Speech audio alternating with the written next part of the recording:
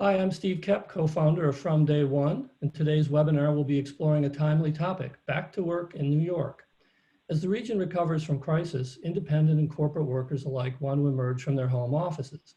They'll welcome opportunities to work in spaces that promote well-being, productivity, and a sense of community. What will those physical spaces look like? How will they foster networks? What guidelines about healthy behavior will need to be imposed? And then what new amenities will workers be looking for beyond coffee? Before we dive into this topic, I'd like to thank our partner KettleSpace. I'll tell you a little bit about them. KettleSpace is redefining the notion of remote work by supporting members with productive workspaces near home, along with resources necessary to build strong connections, motivate one another, and trade value. KettleSpace empowers independent workers and teams to unlock the upside of remote work while avoiding the downside of work from home. Now, a few logistical items. This webinar is being recorded and will be available on demand within 24 hours after the event. Look out for an email in about 24 hours with the link. That email will also have info on how you can get professional development credits for this session from the Society of Human Resource Management. And look out for a written account of our conversation soon on our website at fromday1.co. At around 2:45, we'll have a Q&A session. You can submit your questions at any time using the Q&A button at the bottom of your screen. Now I'd like to introduce our speaker, Nick Iovacchini, the CEO and co-founder of KettleSpace, and our moderator, award-winning journalist Emily Nonko, who's a freelance journalist based in Brooklyn, New York, who has written for the Wall Street Journal, The Atlantic, Fast Company, and the New York Times. Okay, Emily, over to you. Thanks so much, Steve. I'm really happy to be here and so excited to talk with you, Nick. So I'm hoping we could just start off. Nick, if you can just explain the business model, KettleSpace, and we'll start there. Yeah, so, well, KettleSpace sort of has a before, during, and after story as it relates to the global pandemic, but in essence, our business model is a form of co-working, but an iteration from traditional co-working where we have no fixed real estate assets. We partner with high-quality hotels, restaurants, and event spaces and other retail assets to either take their space when they have excess capacity during prime working hours and convert it into drop-in workspace, or if they happen to be closed, which unfortunately so many retail operating businesses have closed recently, we partner with the landlords and take kind of empty space and utilize that to provide a network of drop-in workspaces for our members who are independent workers, freelancers, gig economy folks, as well as teams who are supporting remote work and flexible work. So people can use the network of spaces and get all the things that you would need to be productive and inspired to do your best work, from the basics of high-speed Wi-Fi, electrical power outlets, access, coffee is included, and sort of the basic infrastructure, as well as opportunities to make friends, trade business, and kind of grow professionally. So our model is different. It's a membership model, and it's sort of a subscription-based, recurring membership model, and it's designed to be very flexible. So I know KettleSpace has a really unique story as to how that business model had to really rapidly shift and pivot due to COVID-19. So take us through what happened there. Yeah, well, fortunately, 6 months later, I can kind of tell the story with a much calmer tone. It's been a roller coaster ride as COVID has affected all of us in so many different ways. But the first week of March, we released our mobile app, and we were kind of going like this as a company. We were mostly focused on consumer and the gig economy folks, although we were talking to some teams and we were starting to do some more corporate type of partnership deals. But when we broke for business on March 13th, Friday, we had about 20 locations open and thousands of paying members. And over that weekend, this was before the government mandated shutdown, we made the decision, we had sort of planned, but we made the decision to get in front and voluntarily cease all operations and pause all of our revenue, which was literally going from one day to the next of having, a thriving business on the rise to having a business that couldn't function. So it was a challenge. It felt like, to say the least, it felt like we got flipped upside down, but our team gathered ourselves and we reached out to all of our customers, our members, and got on the phone with hundreds of people and just said, here's what we're doing, here's why we're doing it, this is in the interest of safety, and here's our plan to kind of continue to be a good partner to you as we are all navigating this sort of uncharted territory together. So it was also an interesting opportunity for us to step back and go, okay, the world's probably changing on the other side of this. This was March, April, so we weren't sure how long this was going to go. And, what can we do in the meantime to position ourselves to be helpful to the community at large of all people sort of solving new problems? So we got on the phone we've been on the phone with hundreds, approaching 1,000 different companies, leadership, task forces, return to work, initiative leaders, and we've jumped in and said, what are you worried about? What are your people worried about? What are you thinking? And how can we be helpful? And through those conversations, we've really started to learn that there are some themes emerging, and we've been taking those themes, sharing them with other people, and also, helping to build some collaborative solutions with, folks that are tasked with this incredibly complex challenge of working through return to work. Absolutely. So I actually want to hear about those themes. What are you hearing on the ground? Yeah, so there's some themes that are emerging that are, I would say, common to everyone, and then there's kind of like some segments that are becoming clear of, as people make choices of how they want to return their organization to space or not. So, the obvious one is safety, and that's first and foremost everyone's concerns. And, we've done a lot of research and engaged with experts of all different, shapes, sizes, and colors to make sure that we understand those things and we can provide a safe physical environment. But that's sort of what everyone is investing in and that's sort of, I guess, table stakes at this point. But some other interesting things that have come up, and we started this research in April, so some of this is now more accepted, but commuting was one of the big concerns. I would say it's number 2 behind safety as a whole. People are concerned about sharing air with people they don't know and being in a confined space like a subway car or a train, a Metro North or what have you. And that came through, loud and clear. The idea that a lot of the work is still getting done is, we're all here 6 months later. Most of us have been working from home, and most of us in most industries continue to march forward. Dedensification came through as something that, is become a necessity, at least for the foreseeable future, and how to do that effectively. Then there's also this idea, and this is where the segments start breaking out, that that the HQ model is really never going to be the same. I mean, there's arguments that could have been made 10 years ago for why the majority of our workforce could have gone remote, but it never fully tipped. And the tech was there to support it, but it just didn't quite get there. But now this pandemic and the fact that we've all been working from home has effectively toppled that remote work kind of idea, and it's shattered the idea that this fixed HQ model will come back as it once was. And so if you unpack that a little bit, we've seen sort of a couple of folks fitting into a couple of buckets. One is like remote-ish, which is a term that we've had fun with internally, but just the idea that like we are going to remain some version of remote, and now we got to figure out what that is and what that combination of in-person and remote is.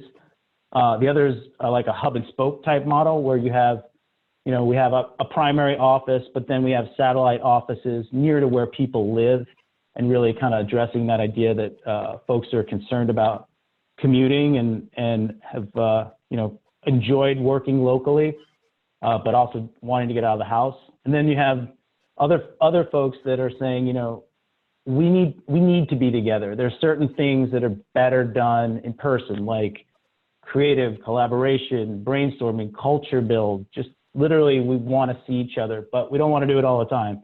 So how can we come up with a program that allows us, we call this the episodic gatherer group. Like, how can we gather episodically, and what does that look like, and how does that program work? And then, then there's the phased returners, we call them.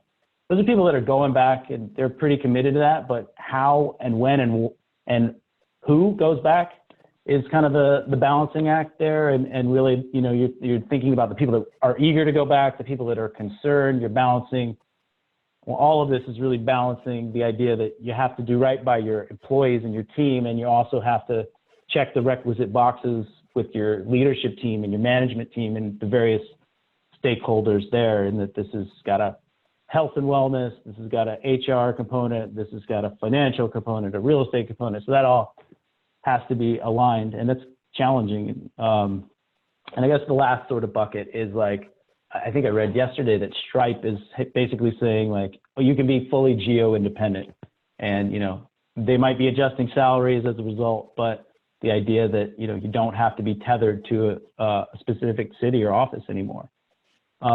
And, you know, I can nerd out on this stuff and go on forever. So if any of you guys ever want to go deep, feel free to find me and we can chat one-on-one. But those are some of the observations that we've surfaced as, you know, common themes that have emerged.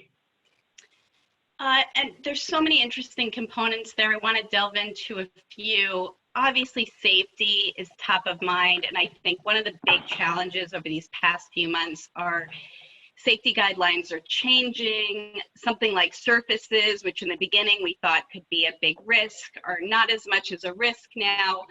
How do you think that workplaces can integrate those considerations, or how have you seen them being integrated as we move into the future and are starting to create safe workplaces?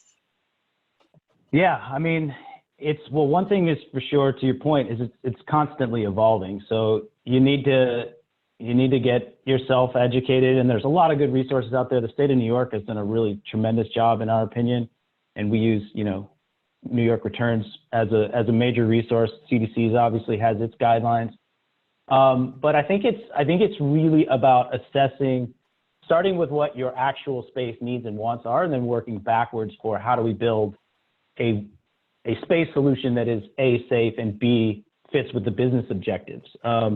So distancing and of course, like, you know, wearing masks and all of the norms that we're all adjusting to and accepting at this point are a big part of that. And then, you know, there's traffic flows to be considered and air circulation, and it's its own animal. We have our director of ops spent 3 months really just in the weeds of all things safety and research. And so, you know, we've triangulated that versus the requirements, the must-dos, the nice-to-dos, and have tried to kind of at least make sure all the guidelines are being followed and then some. And then it's about also just checking in with people. And there's the safety concern, which is the physical world. And then there's the emotional and the psychological safety, which can't be ignored in this environment. And, you know, we found that that's about talking to your people. And we have surveys that we put out and can share those if that's helpful, but really understanding what your people are concerned about, and then, you know, speaking about it openly, addressing the elephant in the room with transparency, and then working backwards to engineer solutions that are, you know, make people feel safe and provide for the max amount of safety imaginable. Yeah.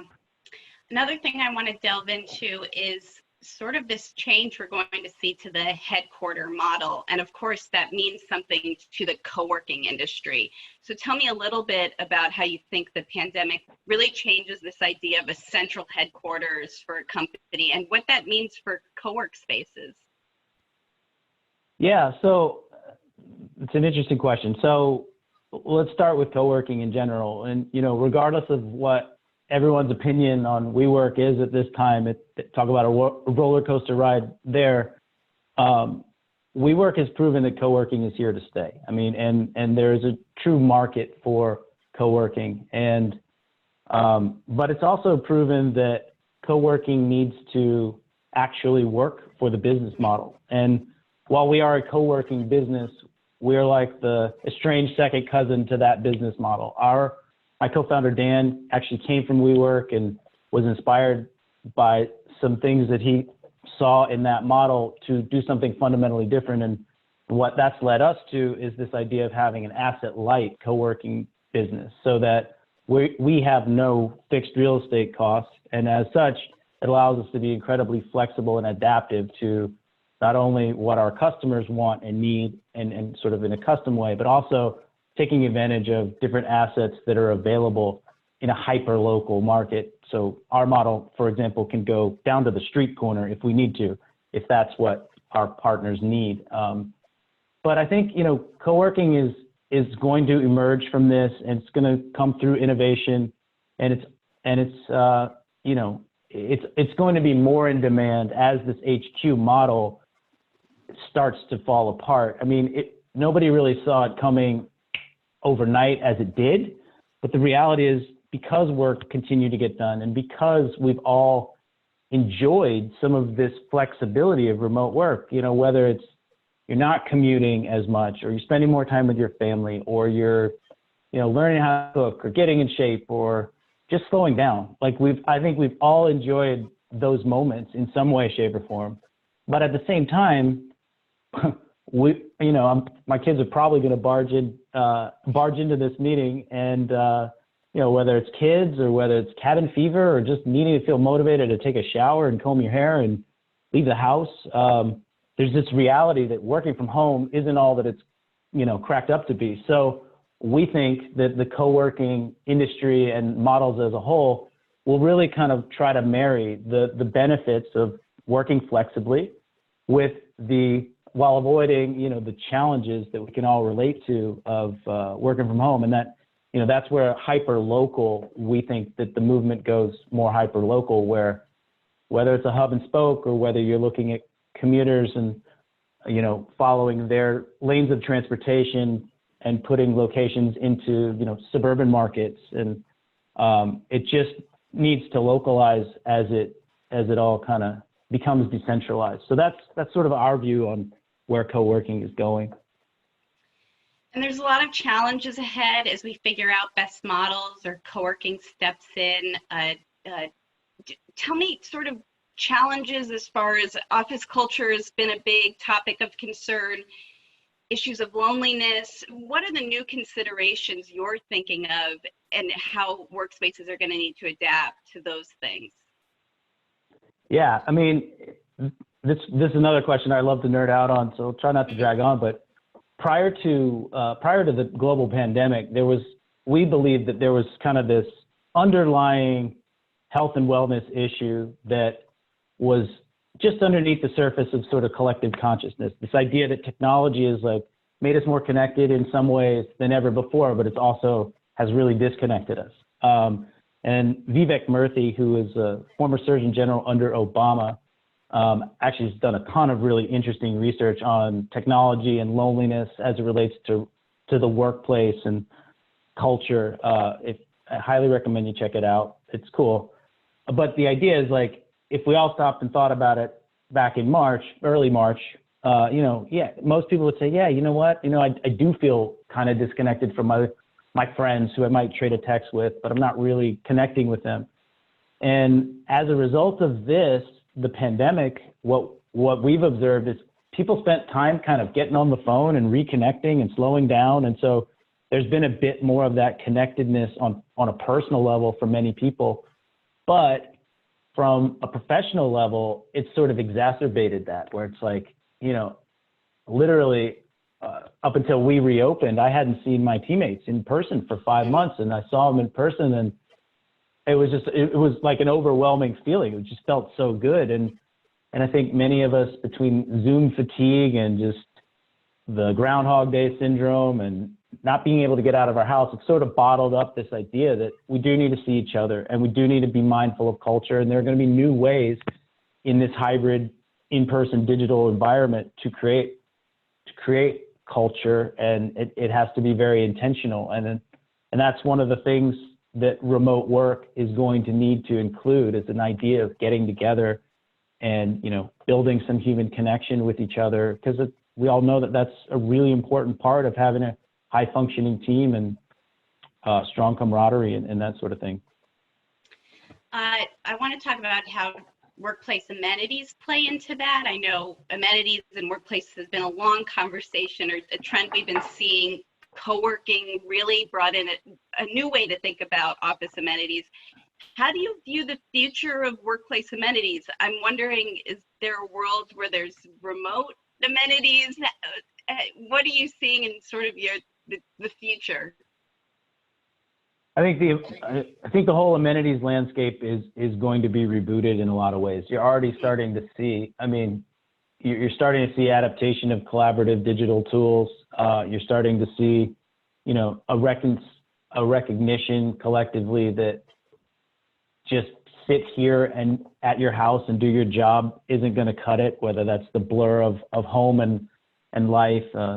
You know, even in New York City, there's indoor dining restrictions, and, you know, we've suspended our coffee service as a result. So I think a lot of it's just going to be evolving, and there are going to be technology solutions out there that are going to be attacking the kind of virtual amenity world, and then there are going to be adaptations to the brick and mortar amenities as well. And I mean, who knows? It's anybody who can sort of speculate and say they understand the future in this world is, you know, maybe full of it, but I do think it'll be changing over the next year or two as things, you know, hopefully settle, and, you know, maybe there'll be some spikes. It's just going to have to continuously be flexible. I think that's one of the key themes we've learned is, like, now is the time to build a flexible strategy, because we all just got, you know, blindsided by this, but what else could come? And it is 2020. So fingers crossed. You never know with this year, of course. I know with flexibility and with a pivot, there are also opportunities to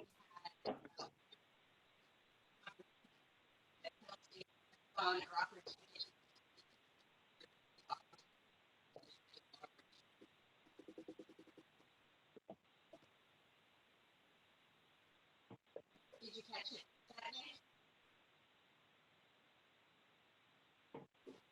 Emily, it might be my audio, but I lost you. Can you hear me okay? Yeah, I can hear you. Would you mind repeating that question? I'm sorry, I didn't hear it. Of course. So I'm wondering about opportunities that have come as far as companies have had to pivot and get flexible, what opportunities that KettleSpace has found and has been able to go for. Yeah. Well, as I was mentioning earlier, you know, the before, during, and now the after for us is starting to emerge, and there are some really interesting opportunities. I can kind of give you an example, a recent example. We haven't even dropped a press release on this, but recently we were approached by NYU, and their initiative was to bring students back to campus, as many of us know. And we know that there have been universities all over the country that have really struggled to do this effectively, but NYU has been pioneering this movement to bring students back to campus and do it in a way that's safe and keeps everybody, you know, safe and everyone's interest aligned. And ironically, you know, NYU is one of the top 10 real estate companies in New York City. So, you know, for them to have a need for flexible space is and was really interesting. But we were asked to join the conversation and really look at what specific problems they were trying to solve for. And ultimately, we were given the mission to safely stand up these study spaces for students. And really, it's just kind of the place where students might have gone to the library or hung out outside or in, you know, a shared common area in the university.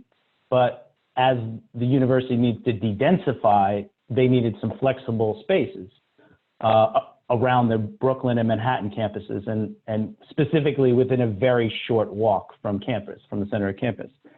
And also, we were tasked with building out a white label mobile app that would integrate with their existing tech and allow students to reserve a seat, like down to the seat level, so that they know, we would all know where they sit, et cetera. And the fun part of all this was not only were we all in uncharted territory together, but we're also on a 3-week timeline to get all of this done. So it was something we broke into steps. The first step is sort of what we do traditionally with our partners, which is get in the rabbit hole and figure out what problems you're trying to solve and how, you know, who cares about what in your ecosystem, and therefore, what are some possible solutions that we can put on the board in terms of product and spaces. And for them, it's really about dedensifying and following these really strict safety protocols. So we presented them with a plan, a timeline, incredibly aggressive, but and then we presented them with multiple options of different spaces that they could choose from. We toured them, laid them out with our architects for COVID safety, et cetera. And then ultimately they made the selections of which spaces they wanted. And so, happy to report as of Monday this week, and 3 weeks of zero sleep, we delivered, and we were able to build a custom white label mobile app in both iOS and Android and get it approved in both app stores in 18 days.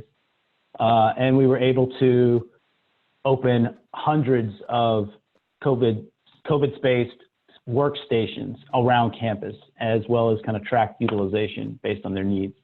So, a university use case is obviously different in some ways than working with a company, but some other examples, we're working with a company that has a lot of folks in New Jersey, and they're looking to help the commuters have a place to go that's in Jersey versus coming over.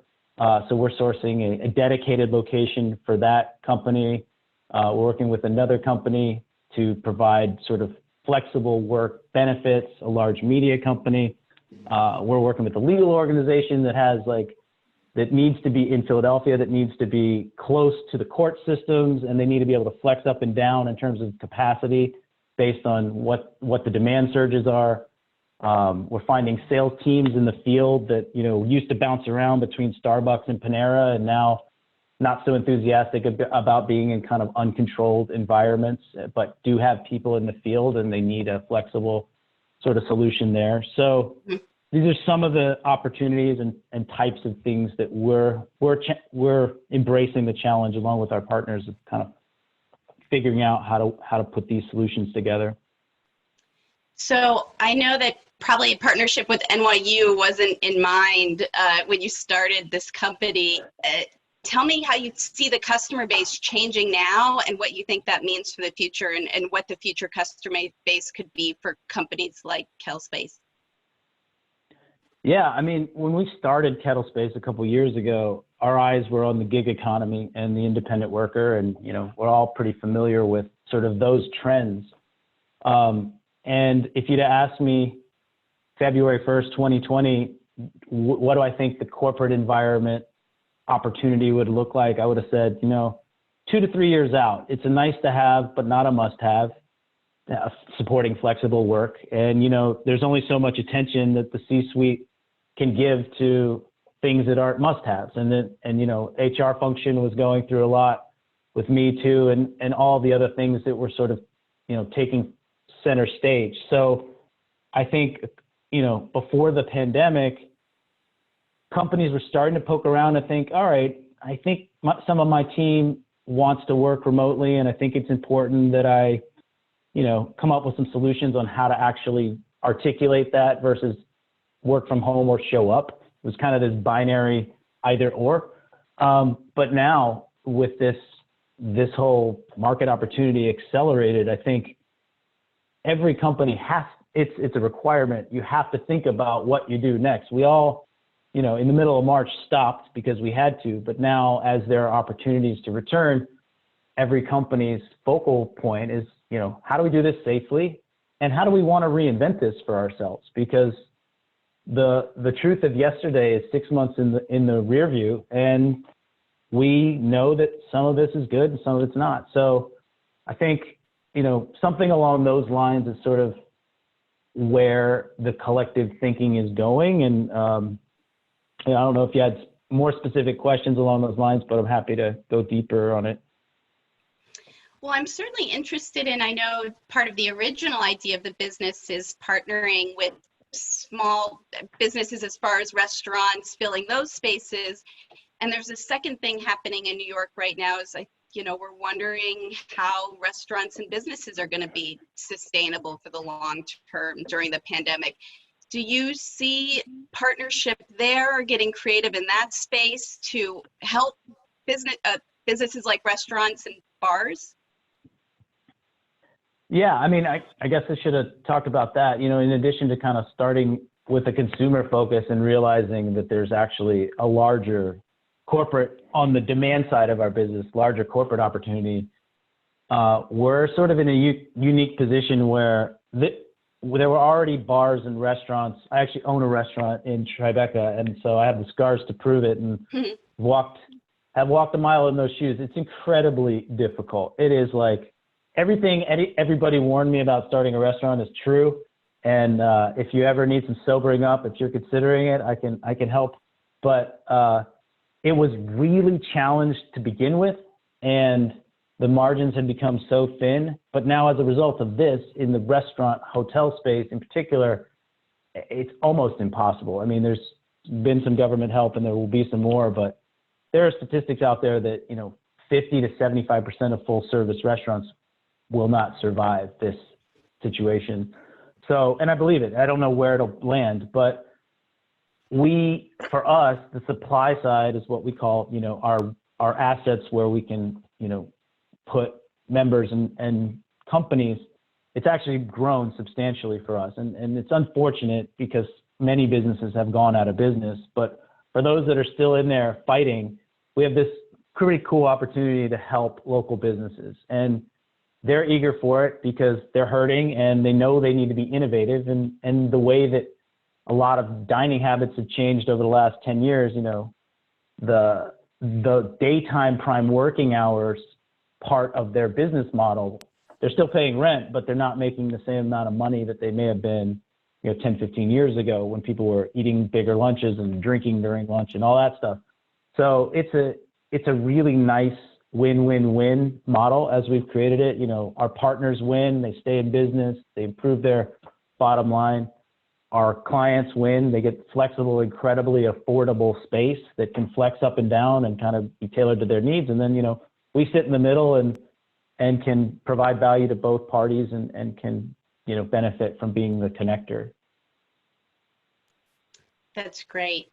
It sounds like in some ways, KettleSpace, the mission has remained the same, but there are some inherent ways that the DNA of the company has changed. What's your impression on sort of how the values and the mission of the company have evolved or really shifted in the pandemic? Yeah, well, that's a good question. When you go through a pandemic with your team, you either live your values or you don't.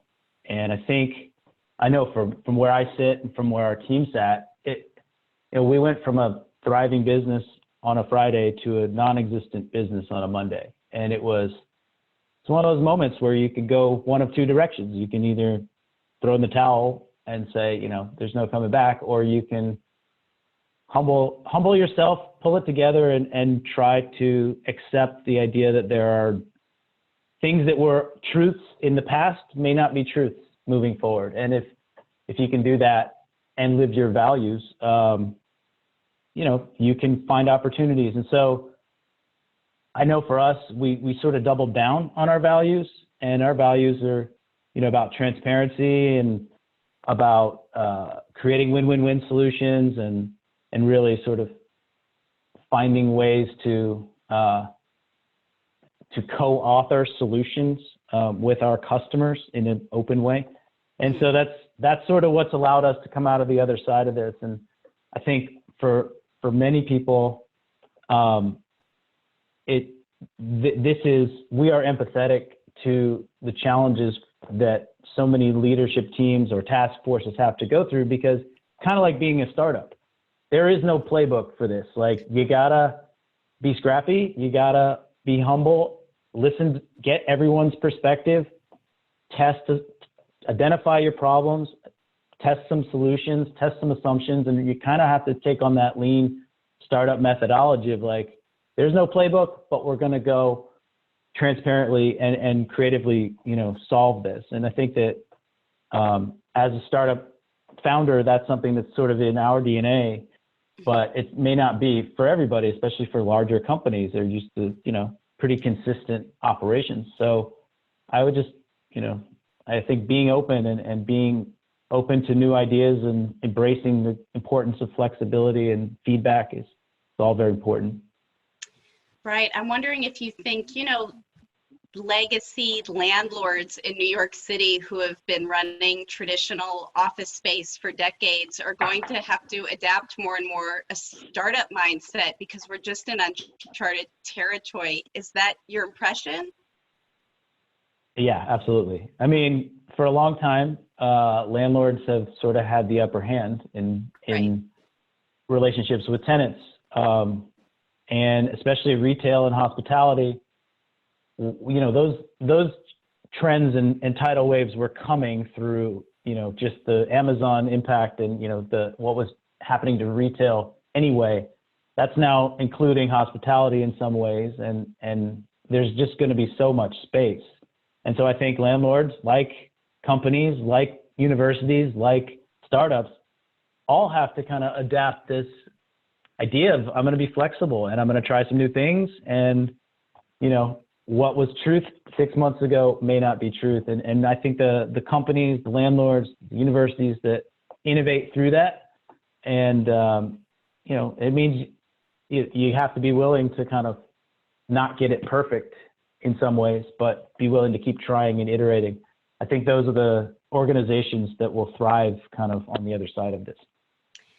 Yeah, and I've been reading about large companies that have either canceled lease expansions or scaling back. But what I'm hearing from you is we're not facing the end of the workspace, but it might not look like these large floor plates in legacy office building. I'm just wondering, it sounds like people want to get back to work, but it's just not going to look like it has in the past. What are your thoughts?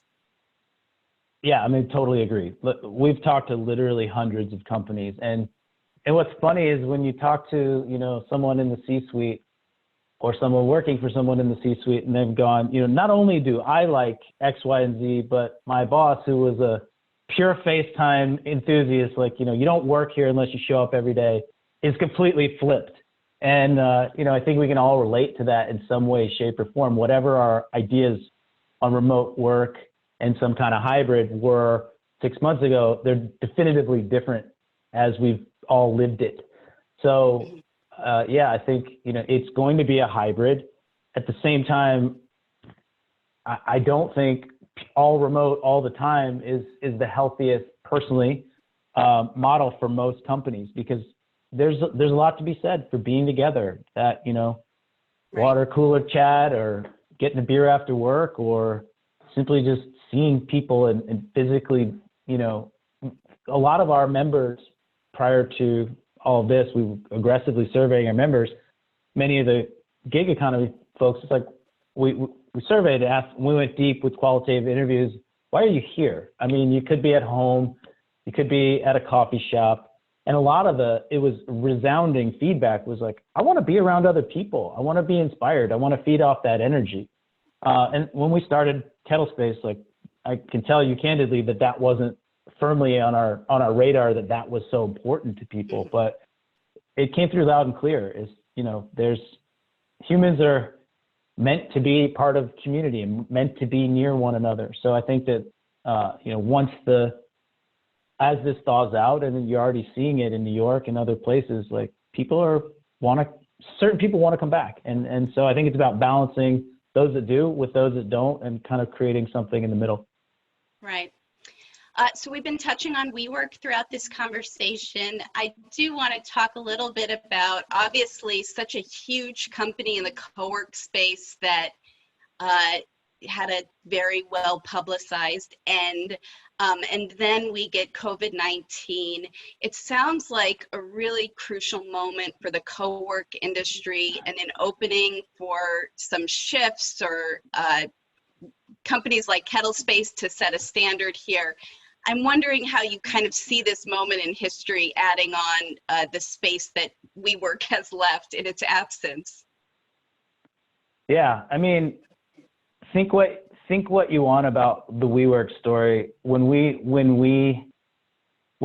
stepped back from it, I personally found it really sad, because you had a lot of people that lost their jobs, and a lot of good people that had worked hard, who were about to pay for their kids' college education, and in a matter of a month, were out of a job. And so actually when we went through its at the time roughest patch in fall 2019, we welcomed a lot of WeWork folks that had been laid off into our community and gave them complimentary memberships, and actually did a couple job fairs to help those folks that had been laid off find and meet potential new employers. And our point of view at the time was like, you know, this is ugly, but like, let's try to be part of some positive change that comes out of this and be part of, you know, the other side of this. And I think in a similar kind of fashion, we are trying to kind of move in a positive direction amidst COVID and its impact on co-working. I think there's a lot of space that's going to be available, and you're going to see creative uses popping up left and right. But I don't know. I mean, it's a tough, they're in a tough spot, but they also, you know, they also kind of took that on as they built in the way that they did. But co-working is, what WeWork story can tell us is co-working is not going anywhere. It's only going to evolve and get more creative and adaptive, and, you know, hopefully fit in a working fashion for all parties involved: landlords, companies, individuals, operators. So Nick, we've got a lot of questions coming up in the Q&A here. So I'm gonna look through those. I wanna kick it back to Steve really quickly, just so he can make some brief comments. And after that, we'll get to the questions. Cool. Thanks, Emily. We're from Day One, and we're having a webinar about getting back to work in New York, specifically in the workspaces where we can network and be social. And our sponsor is KettleSpace. And at this point, we have a bunch of questions from the audience, and Emily will pick through those and pose them to Nick. Thanks. Thank you, Steve. The first one we've got is really interesting. Someone is wondering if there's a geographic pattern as where people feel more interested in getting back to social workplaces. So their example is, are people more eager in the outer boroughs as opposed to Manhattan? Yeah, it's a good question. We have seen some, I can't speak with specificity of the data because I don't have it right in front of me, but we definitely have seen kind of more suburban areas feeling a bit more free and open as we return to space. I think maybe it's just outside and having a little more space than the denser, you know, urban center city populations. One thing that we've been doing as we've been talking to other companies is heat mapping where companies have people. And, you know, it's not something that typically a corporation or employer ever really cared about. It's like, you live where you live, you just got to get here at 9 o'clock in the morning and do your job. But now we're realizing that if we can help our clients understand where their people are and build towards where their people are and want to be, that's a new kind of lens to view all of this. But anecdotally speaking, definitely seen a little bit more kind of desire to get back based on kind of the further out you get from the city. But that doesn't mean people want to get back via public transportation. And that's, you know, that continues as one of those commuting points is what I was referring to earlier. That is remaining a pretty consistent data point as we're having these conversations. You know, might be willing to be in space, but don't want to get on a train or carpool for that matter. Right. That's such an interesting point about companies really caring about where their employees are located. Just a question we wouldn't have been asking before. We have a good question about safety. If an employee returns to work and becomes ill with COVID-19 in the office, is a co-working space or employer responsible for medical expenses, workers' comp? How do you see that role playing out? Yeah, I mean, I don't think that I'm necessarily qualified to comment on the legalities of it all. I do know, having talked to many heads of HR and other folks that are tasked with figuring all this out, that the liability piece is a big factor that needs to be considered. Anecdotally, I can tell you that a lot of companies are allowing it to be optional. So like not mandating anything right now, I think is probably, again, I'm not giving any legal advice, disclaimer here, but I think, flexibility and, allowing people to adapt to their own comfort level is a consistent theme that we've come across, meaning, we have people who are psychologically in different places. We have people who are physically in different places, and, people who are at risk, people who are not at risk, and just having something where your team can sort of opt in to their level of comfort, we've seen as a kind of common strategy. Got it. This one's been coming up a lot, I think, especially as students are going back to school digitally. The question is, a lot of us are having broadband problems with so many people at home. Is this one of the things that will drive workers toward places with strong internet connections? Yeah, I'm laughing because I am experiencing the exact same thing in my suburban home office. It's like the analogy I used before the call was, it's like when we all had one TV and everybody's fighting for the remote. Yeah, I think so. I mean, I think that's one of the downfalls of working from home. And I think, now more than ever, people understand that there's remote work and there's work from home, and they are not necessarily the same thing. They were kind of synonyms in a prior world, but now they are distinctly understood to be different. And internet's incredibly important. And if your internet's going down and you can go 5 minutes down the street to a local workspace where you feel safe and comfortable and you have everything you need, it's a good way to kind of check the boxes of productivity. And that's one of the infrastructural pieces that we focus on is internet. And then we also have redundancy programs. So if the main provider goes down, then the 4G pops up, because now that everything's mostly digital, it's kind of a deal breaker when you lose the connection. Right. There's a question if KettleSpace will have programs to promote networking and social connections among people in their spaces, in your spaces. Yeah, so early 2020, we ran a lot of in-person programming, everything from series programs that ran, regularly once a week to, social and kind of networking / business development opportunities. One of our pivots in this has been to stand up a virtual community where a lot of that's happening virtually. We still host at least, 5 or 10 events a week. And, but I will say we are not doing any in-person social events at this time, but sure looking forward to the time when, that's again something we can all partake in. And I know I miss being social with folks. Me too. Do you expect that corporations will subsidize individual co-working spaces for their workers away from traditional offices? Yeah, we do. And in fact, this is kind of what I was alluding to when I said, if you'd asked me in February, I thought that the subsidization part of it would be 2 to 3 years out. But you're already seeing companies invest in making folks' home office environments better, whether it's ergonomics or, equipment. I think that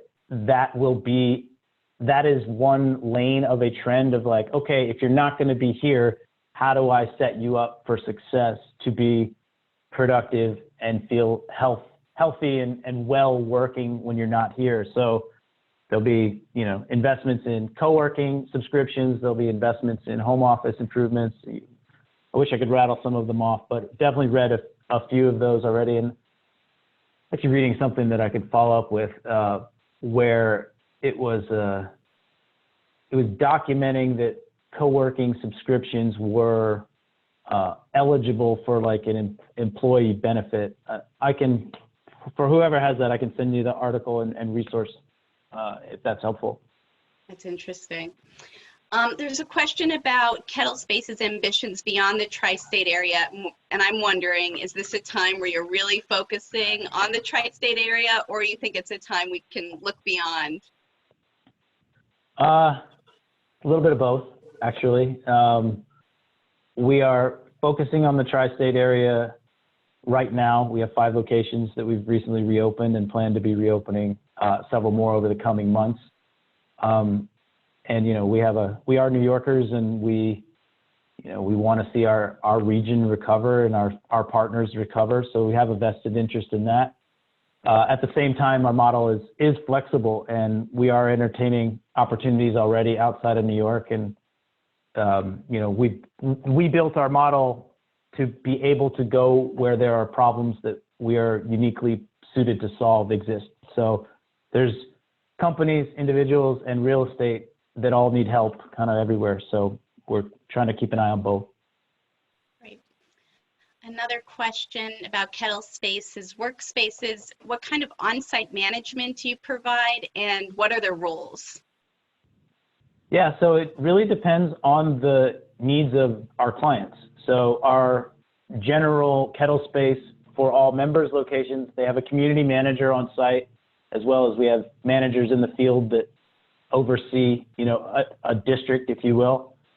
They provide sort of our community manager plus our technology platform. So our app, which we didn't really talk about, just a quick and dirty analogy, is kind of like Uber, like pop open your app to find a workspace that suits your needs and, go reserve a seat and get to work. If you need a quiet place, you need a private room, you need you want to be around other people. We also do dedicated spaces for organizations where it's only for your people. And you can have an organizational wide, like we did for NYU, like an organizational specific app that can be yours, that you could have your spaces and your people confined to. But the community manager on site plus our technology ensure that people are greeted, people who are in the space are the people that should be in the space, caretaking for any, customer service things that may come up during a work day. Prior to COVID, we were serving coffee and tea, which was included in our membership, on pause for now. But just kind of being a liaison to our members and our partners, and facilitating, smooth day and, a smile. It's hard with the masks because you can't see the smiles, but we're a hospitality company at heart. So here's a question along those lines. What in-house amenities do you recommend that will help boost culture and morale? For an HQ model, for your own specific office, or is that the question? It wasn't specific in the question. Maybe we could talk about co-work spaces.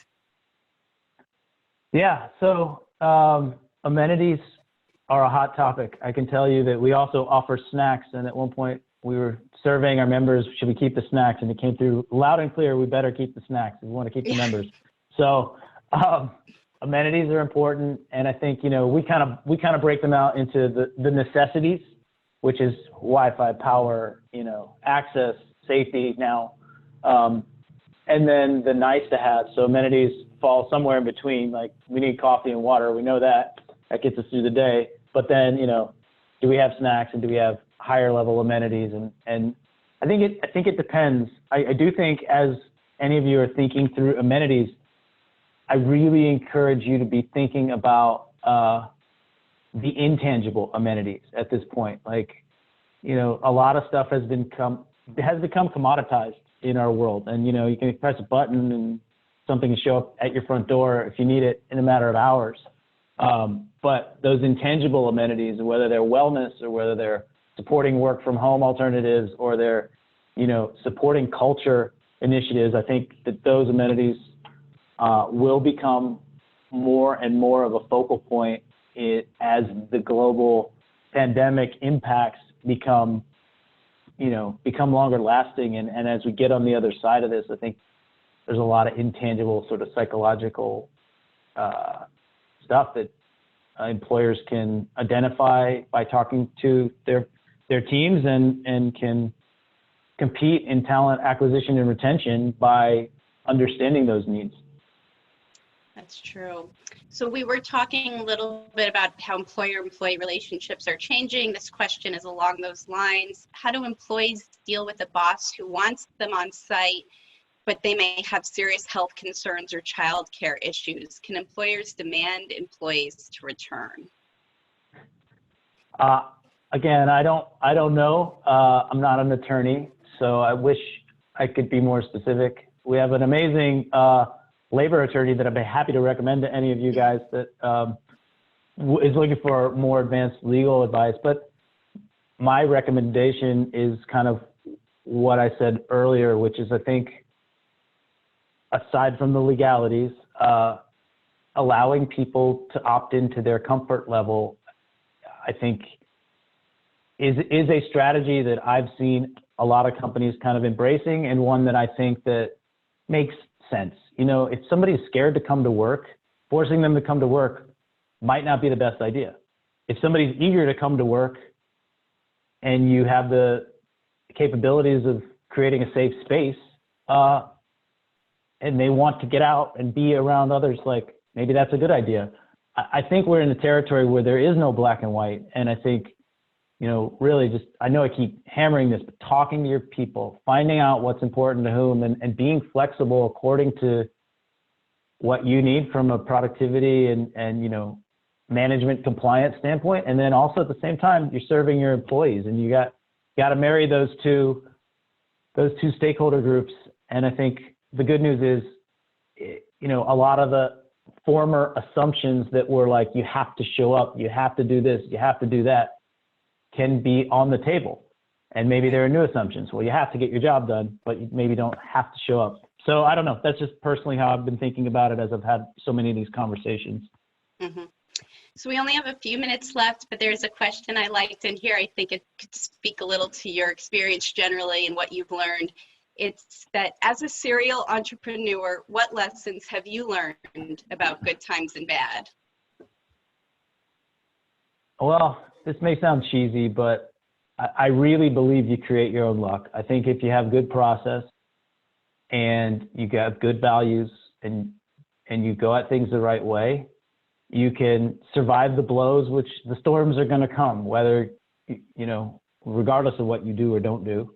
And it's like building a house. If you have the right foundation, the house will survive the storm. You might lose the shingles in the roof, but your foundation is strong. And at the same time, when big opportunities or lucky windows open, you have that foundation where you can jump fast and you can grab it. And I think that you can only grab it if you built a solid base from which to jump fast, and your team can jump with you, and just keep the faith. I mean, I think it's 2020 and all of us have been affected with a blow, whether you're an entrepreneur or work for a large corporation or, you know, somewhere in between, you're a student. We've all been impacted, and it's hard, but just keep going, do things the right way, and keep your faith. I don't know, sort of cheesy, I guess, but. Right. No, I think it's great. Good words to hear this year. Nick, I really want to thank you for your time, your insight. I just know so many of us are thinking about these things right now, so it's really great to hear where you think we're moving ahead.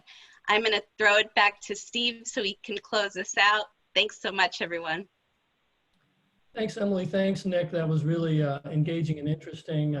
Top of the news about what people are thinking about right now. Thanks again to KettleSpace and to you all who participated today. If you'd like to join us for more virtual events, you can head to our website at fromday1.co and check out more of our upcoming webinars. Next week, Tuesday, September 22nd, we will focus on turning workforce aspirations into company policy, why employee fulfillment matters more than ever.